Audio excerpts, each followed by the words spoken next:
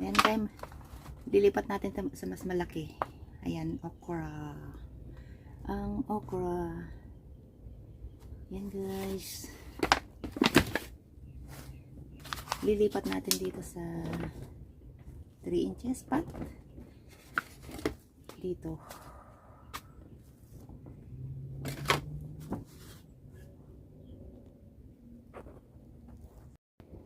Hello guys, good morning. Ayan, bibilang natin yung mga tanim na yung sister ko, yung ampalaya.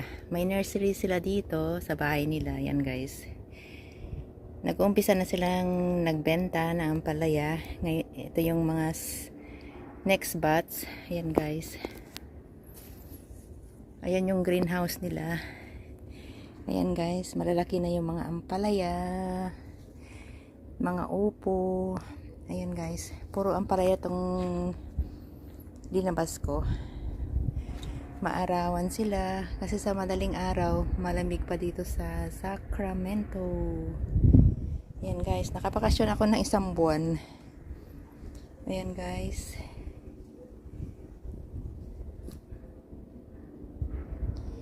yan yung mga ampalaya. Meron pa sa loob, mga maliliit pa.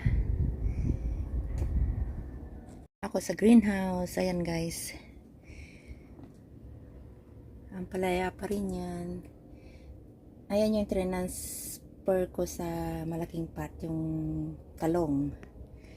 Ayan, medyo nalalanta pa yung mga dahon kasi kalilipat lang kahapon. Ayan guys, ang dami nilang tanim. Yan ampalaya din, talong. Ayan, puro talong na yan. Ito yung okra, transfer ko yan guys. Yan, talong pa more. Okra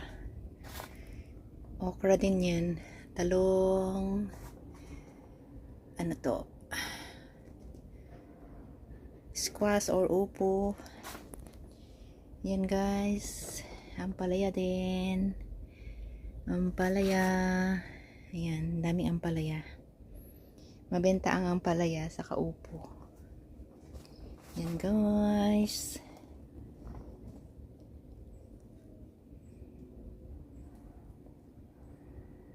Ang okra. Yan, tabihan natin. Mas maganda naman ako. Joke. Yan yung mga ampalaya. Ampalaya at saka okra pala yan, sorry. Okra. Ayan guys.